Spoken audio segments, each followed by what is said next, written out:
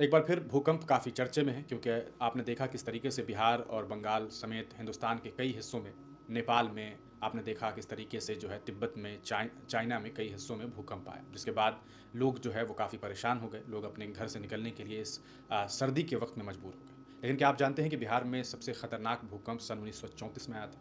1934 में जो भूकंप आया उसकी तीव्रता लगभग 8.4। आपको बताएं कि नेपाल और बिहार के इस भूकंप में लगभग 12,000 लोगों की मौत हुई थी। ये ऑफिशियल आंकड़े हैं। हालांकि ये आंकड़े आप दो गुने तीन गुने ज़्यादा कर दीजिए। आपको बताएं उस भूकंप के बारे में ये कहा जाता है कि जब ये भूकंप आया तो सड़कें कई जगहों से फट गई। हालात ये हो गए कि जिस नाद में लोग जो है जानवरों के लिए पानी रखा करते थे वो पानी निकल करके बाहर की तरफ आ गया। नदियाँ उफान पर आ गई। नदियों का पानी जो है लोगों के खेत में और अलग अलग हिस्सों में चला आया। मुंगेर की बात करें तो पूरी तरीके से लगभग ध्वस्त हो गया था। हालात इतने बुरे हो गए थे कि आप अंदाज़ा इस तरीके से लगा सकते हैं कि खुद महात्मा गांधी, पंडित जवाहरलाल नेहरू, डॉक्टर राजेंद्र प्रसाद, खान अब्दुल गफ्फार खान जैसी शख्सियत जो है बाद में मुंगेर पहुंचे और वहां जाकर के राहत कार्य का कार्य किया था। आप समझ सकते हैं कि ये कितना भयानक मामला था। इस पूरे घटना के बाद जो हालात हुए वो ये कि रेल कारखाना पूरी तरीके से तबाह हो गया। जो नए कारखाने लगने वाले थे बिहार में वो बिल्कुल भी नहीं लगे। उसके बाद से कई बार जो बड़ी बड़ी कंपनी थी वो चाहती भी थी कि यहाँ पर जो है कंपनी लगाए, लेकिन उन्हें 1934 का वो भूकंप याद आ जाता था जो 15 जनवरी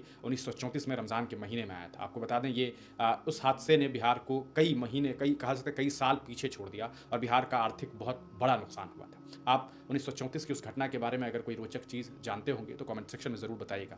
आप हमें उम्मीद है कि आपके बुजुर्गों ने 1934 के भूकंप की कहानी आपको ज़रूर बताई होगी कि कैसे जो सड़कों पर जो है सांप बिच्छू निकल करके आ गए थे, क्योंकि उन्हें भी ये बात समझ नहीं आई थी कि आखिरकार पृथ्वी पर हुआ क्या है। अगर आप इस पूरे घटनाक्रम को लेकर के कोई जानकारी अपने पास रखते हैं तो कमेंट सेक्शन में ज़रूर बताइएगा।